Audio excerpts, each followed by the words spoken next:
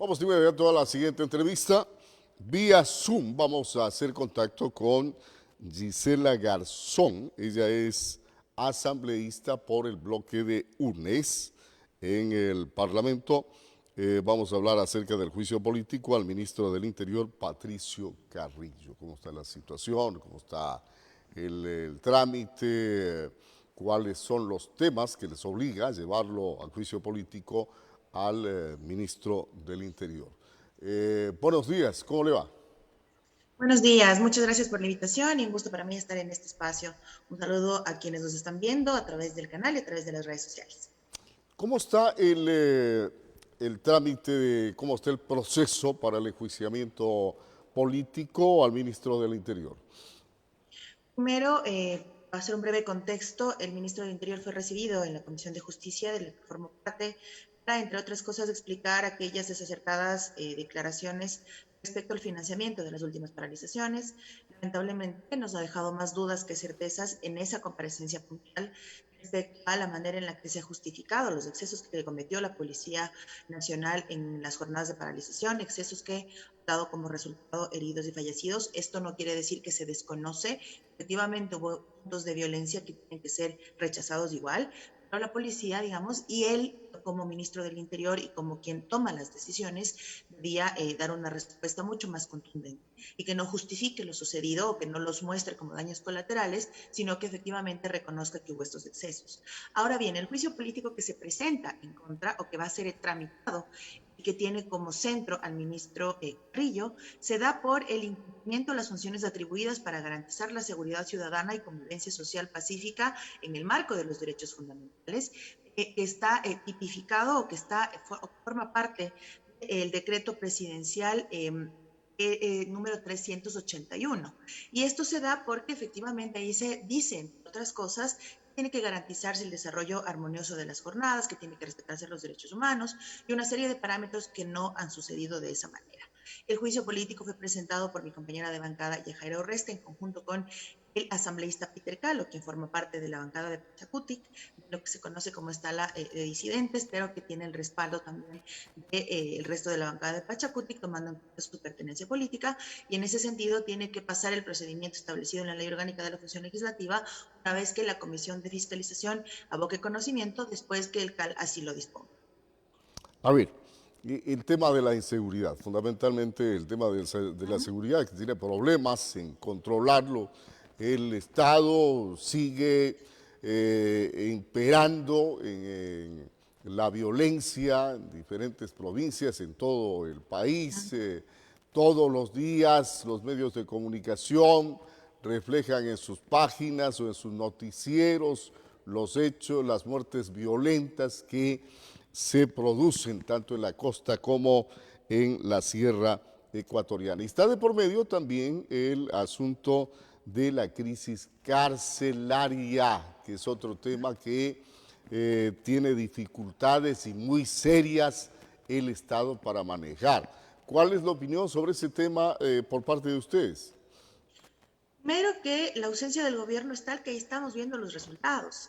Entender que la inseguridad se atiende o se soluciona llenando de policías las calles o teniendo procesos de inclusión a la institución mucho más grandes, mucho más amplios, no solo que desconoce la realidad en términos de seguridad y su vínculo directo con la desigualdad que vive el país lamentablemente, con la falta de empleo, con el incremento de las brechas, con el incremento de la pobreza, son cosas que se tienen que entender también con este enfoque. La inseguridad no únicamente tiene que verse de forma que se ataca o que se atiende, implementando, fortaleciendo las instituciones encargadas de la seguridad, sino que tiene que verse también con esta otra visión.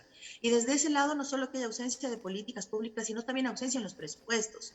Y estamos viendo, como por ejemplo en las paralizaciones, y eso era uno de los cuestionamientos que le hacíamos al ministro Carrillo, ¿por qué en las paralizaciones se vio un despliegue tan grande de recursos, de armamento, de policía, de la institución como tal fortalecida? Ahí hubo motos, ahí hubo patrulleros, ahí no hubo falta de lo necesario para mantener los vehículos, por ejemplo, pero cuando se trata de seguridad ciudadana hay una ausencia completa de las instituciones. El ministro lo que ha dicho es que él no dispone de esas cosas, que él tiene otro tipo de competencias, pero estamos viendo que la policía, cuando nos decían que no tenía insumos, no es tal, sí los tiene y que no los utiliza precisamente para atender la inseguridad. Mientras ellos tienen algunas cosas, la ciudadanía no lo tiene.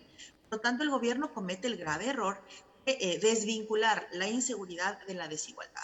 Y en ese escenario también hacemos un llamado de atención, no es la primera vez que lo hacemos, porque no podemos ni seguir normalizando, ni seguir viendo lo que lamentablemente pasó en Santo Domingo, en el centro, en la cárcel de Santo Domingo, como lo que ha venido sucediendo en el resto de cárceles, y tampoco lo podemos ver y no podemos desconectar con lo que pasa en la ciudadanía en las calles. Hay que atender la crisis carcelaria con un paraguas de derechos humanos, hay que regresar a ver qué hicieron otros gobiernos bien y recogerlos más allá de la pertenencia política, lo que hacía el Ministerio de Justicia, lo que tenía como competencias. Por lo tanto, hay que también tomar las cosas con la responsabilidad que implica. Una cosa es decir en la campaña política que se sabe gobernar y otra cosa es llegar al ejercicio del gobierno y demostrarlo. Así es que la competencia de seguridad no tiene que verse como yo le lanzo la pelota a quien lo tiene que hacer o yo no me hago cargo de las cosas en las que supuestamente no tengo toma de decisión. Claro que es competencia del gobierno tomar decisiones, claro que es competencia de los ministros caminar hacia una política pública adecuada y claro que hay un antecedente.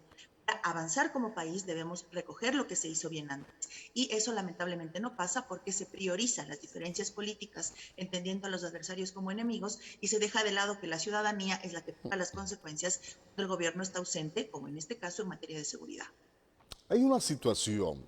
Ustedes llevan a juicio político al señor ministro del Interior, encuentran las causales para ese juicio político y posteriormente a lo mejor para resolver su destitución, pero en qué medida esto ayuda a solucionar esta crisis en el tema de inseguridad, en el tema de la crisis carcelaria, que parece que es un túnel sin una salida?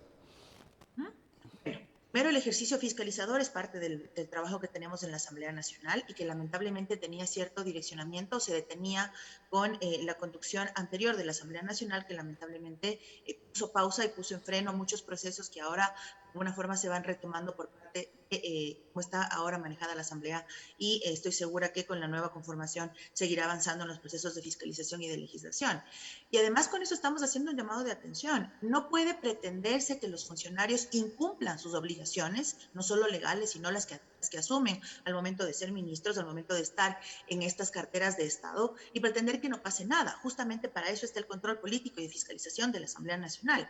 Se plantea un escenario, no solo de cara a lo que está o lo que sucedió en las paralizaciones, porque es un poco es el centro, sino que se destapan otras cosas más. Seguramente en el proceso de fiscalización veremos comparecencias una vez que se aboque conocimiento y empiece el proceso, que nos darán cuenta de otro tipo de acciones también y que puedan dar paso también a que se den acciones de tipo jurídico, denuncias formales y demás.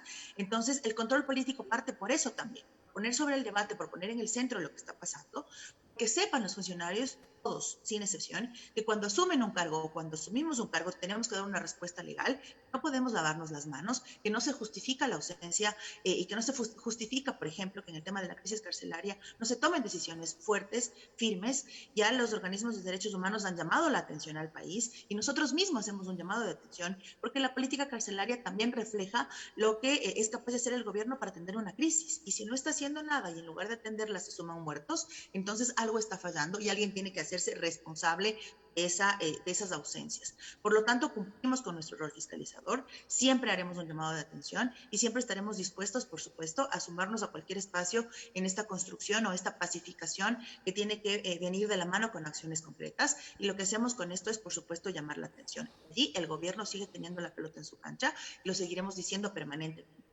con la Asamblea Nacional cuando se trate de solucionar las cosas, más no cuando se pretenda direccionar la culpa a uno o a otro y no se tomen las cosas con la seriedad que esto implica. Ejercemos nuestro rol como fiscalizadores, control político que nos da un juicio político.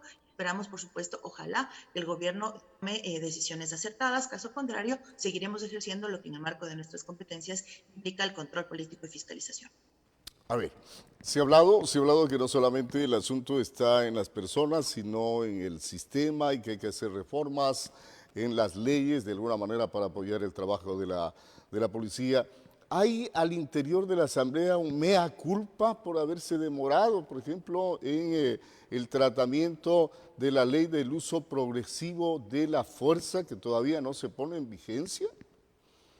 Hay que hacer un llamado de atención a quienes llevaban la conducción de la Asamblea Nacional hasta ese momento. Debemos recordar que una vez que se da el proceso y la salida de la presidencia de la Asamblea la señora Guadalupe Llori, se agilitan las cosas. Entonces, veamos bien quiénes las sostenían y por qué les convenía o bajo qué parámetros decidían mantener represadas ciertas cosas y revivir otras. En ese tiempo, es increíble lo que pasaba en la Asamblea Nacional.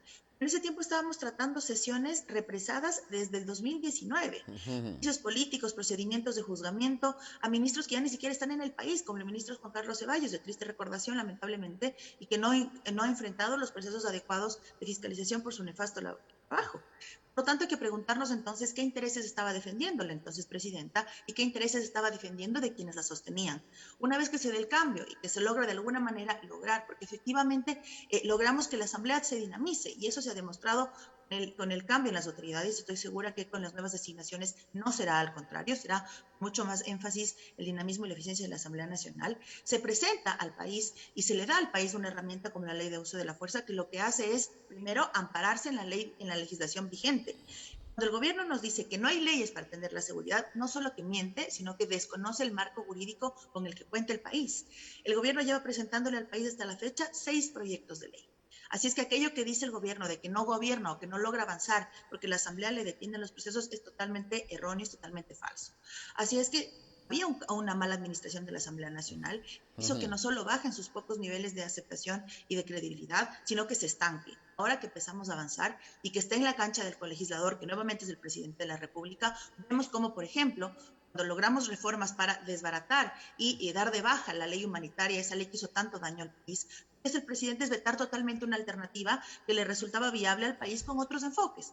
Lo mismo esperamos que no suceda con la ley de uso progresivo de la fuerza, que lo pretendían poner como una posibilidad o como una herramienta para frenar únicamente la protesta social. Y lo que hace la ley de uso progresivo de la fuerza, y hay que reconocerlo, es, por ejemplo, ponerle un freno a aquella presencia de francotiradores en paralizaciones, por poner un ejemplo, cuando está garantizado el derecho a la resistencia. Sí, que seguramente eso al gobierno no le gusta, seguramente eso al gobierno le resulta incómodo, pero como colegislador tiene 2 opciones: darle alternativas a la Asamblea Nacional, ajustar los textos que no le parezcan o vetar totalmente, como lamentablemente ha hecho con el tema de la ley humanitaria, y ponerle un freno legal de 1 año, mientras la ciudadanía que se beneficia de esa ley sigue esperando que el colegislador, como en este caso el presidente, actúe en consecuencia. Ojalá no siga pasando así, ojalá no pretende el presidente que el rol de colegislador le implica frenar la Asamblea Nacional, que no es el caso, porque se ha demostrado que el problema no era la Asamblea como institución, sino quien el gobierno sostenía en la presidencia, y ahora que hay un cambio, seguiremos avanzando en eso. Y ojalá el presidente deje de bloquear los proyectos de ley como lamentablemente lo ha hecho y lo ha anunciado ya también con el tema de la ley de comunicación. Bien, perfecto. Gracias por haber estado con nosotros vía Zoom a Gisela Garzón, asambleísta por el bloque de UNES, refiriéndose en lo fundamental al juicio político a ministro del Interior, Patricio Carrillo. Gracias a ustedes, en solidaridad con las familias de Santo Domingo por lo que han tenido que pasar. Hacemos una breve pausa para comerciales y volvemos.